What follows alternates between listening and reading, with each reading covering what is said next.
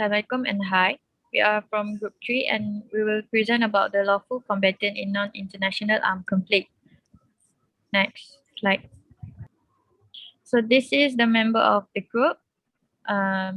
Me, myself, Wan Syamimi binti Muhammad Suryan, and we have NAJIHAH, SYAFIQAH, ZULAIKHA, MUNIRAH, NAJIRA, SYIFA, TENGKU, and TENGKU BATRISYIA.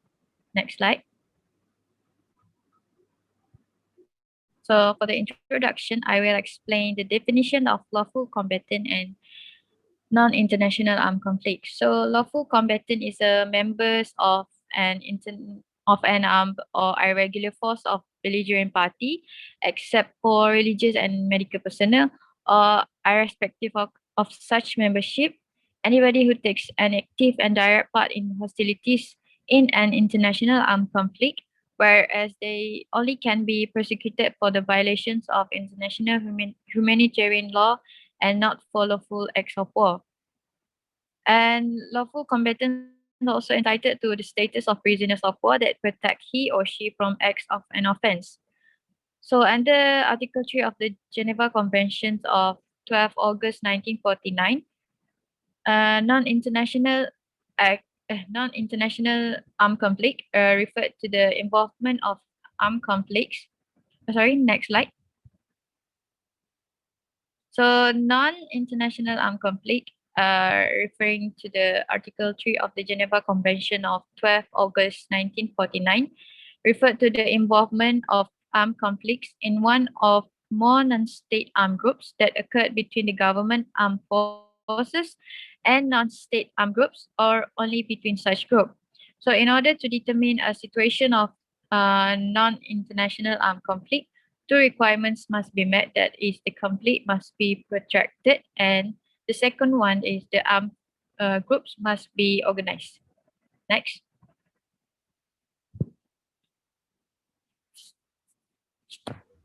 Now we're going to look into the differences between lawful and unlawful combatants. First is the lawful combatants. First, we need to look into the very legal definition of the lawful combatant under Article 43 Clause 2 of the Additional Protocol Geneva Convention 1949. Lawful combatants means someone who members of the armed forces, a party to a conflict, other than medical personnel and chaplains that covered by Article 33 of the Third Convention. They are considered as combatants, and they will have the right to participate directly in hostilities. Second is they own a legal status of an individual to have the right to engage in hostilities during the armed conflict.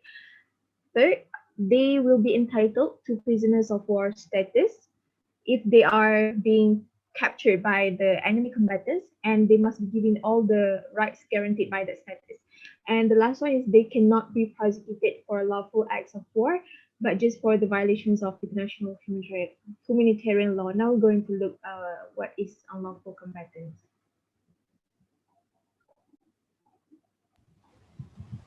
Okay, so next for the unlawful combatants, they are the individuals who belong to an armed group in a context where either the individual or the group do not fulfill the condition of the combatant status. And these people are not protected by the Geneva Convention, and they may be regarded as the prisoner of war before the combatant status determined by a tribunal, according to the Article 5 of the Third Geneva Convention. And they should be treated humanely, and if tried, sentences must be pronounced by a regularly constituted court, according to the Article 3 of the general provisions of the Geneva Convention. Okay, next.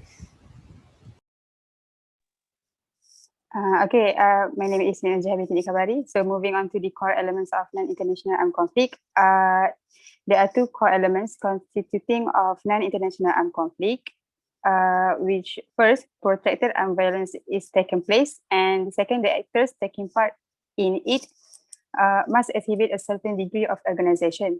These two core elements were described in Geneva Protocol 2 of 1977, Article 3 Common Article 3, common to all four Geneva Conventions, Article 19 of the 1954 Cultural Property Convention and its second protocol of 1999, Protocol 2 to the Conventional Weapons Convention and prohibition and restrictions on the use of mines, booby traps, and other devices, the Ottawa Landmine Treaty of 1997, and the rules of customary international law. Next.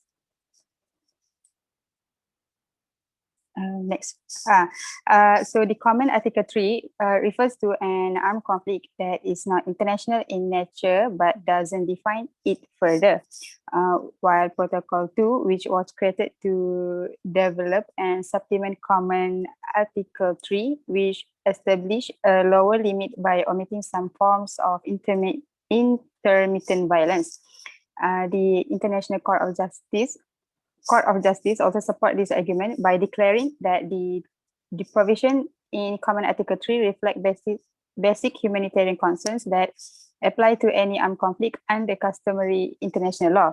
So the government have no right to prosecute, try, and sentence its adversaries for their crimes. Next. Hi, Assalamualaikum. I'm MUNIRAH. Next, I would like to explain about Geneva Protocol 2. This protocol was an outcome to give protection afforded in non-international armed conflict that are aimed to develop and supplement common in Article 3. So in order to make it happen, there is a scope that need to be followed by the state. There is two scopes that are need to be followed, which is first, no adverse discrimination, and second, non-intervention. In no adverse discrimination, there should be no discrimination to all persons that are affected by the armed conflict, including discrimination in race, sex, language, or any similar criteria.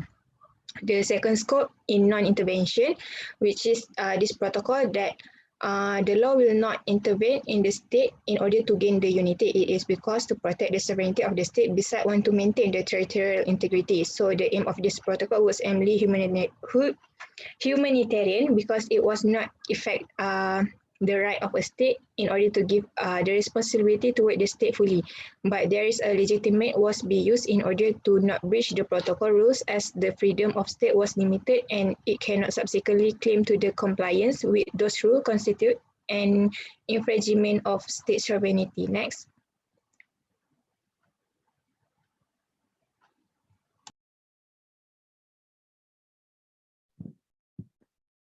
Hello, Assalamualaikum. My name is TENGKU BATRISYIA. So I will proceed with our case study, which is Nazalit MOHD insurgency, to understand more about non-intervention armed conflicts. So Nazali and Naxalbari refer to various militant communist groups that operating in different parts of India under different organizations. And Nazali is a group of far left radical communists that bring most political sentiment and ideology. So the Nazali and Moist insurgency is an ongoing conflict between Moist group known as Nazalites or Nazar and with the Indian government. And for understanding, the Moist or Nazalit movement claims that they are defending the right of the marginalized, which are the poor, the landless, the elites, and tribal indigenous community that being oppressed by government and local elites. Okay, next slide.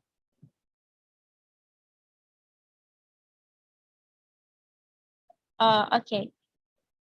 So what is the causes or factor of Nazalit movement? So the factor is because they are the inequalities and exploitation faced by tribal and poor community. For example, the implementation of the zamindari system had oppressed the tribal people that working as peasants. It is because the landowner require a higher amount to pay as their as tribal community, and tribal community rent the land for cultivating, and it lead to the exploitation of the poor tribal at each stage. Next is the status of indigenous people was denied when the government announced the tribal as encouraged It is because the government decided to declare particular forests are reserved forests for the purpose of conservation, scientific research, and land acquisition for dams, roads, and industry.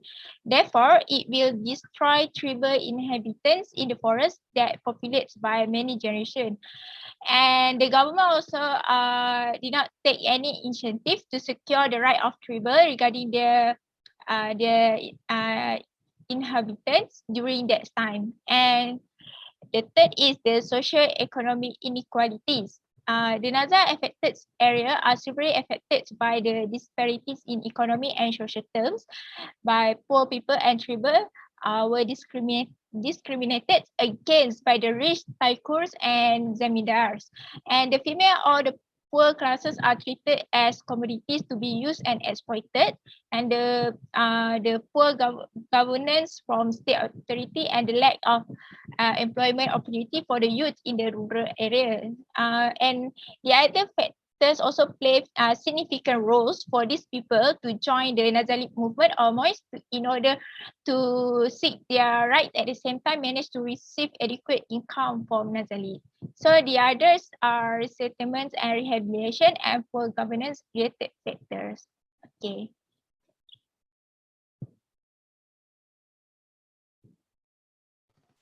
So for Nazali movement as threat to internal security, Mills movement was one of the biggest threats to India's internal security.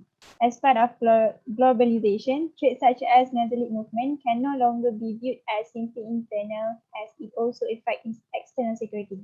So issues that affected India's economy, the first one is Mills concentrate on the poor and marginalized regions of India. The more economic development which is imperative to improving those regions' condition will be hampered. Second, the effects on its citizens and what it means for democracy and rule of law. Next.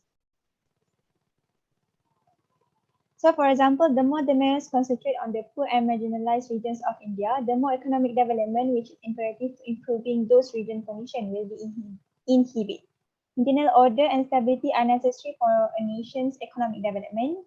The Nazalite rebels are no longer just focusing on remote jungles, but increase the influences on urban centers. Next.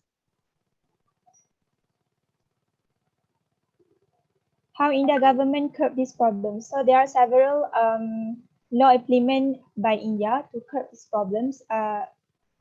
The first one is Rehabilitation and Resettlement Policy 2007. The main aim of this act is to minimize the displacement of people and to promote non-displacing or least displacing alternative. And the second one is Forest Right Act 2006. The Ministry of Environment and Forest has also allowed use of 1 hectare of land for non-forest purpose and conversion of cottage roads into Paka roads. Next.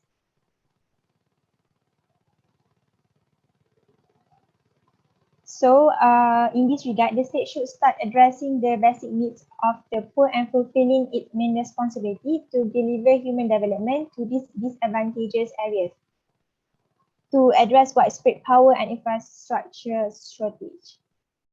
Next.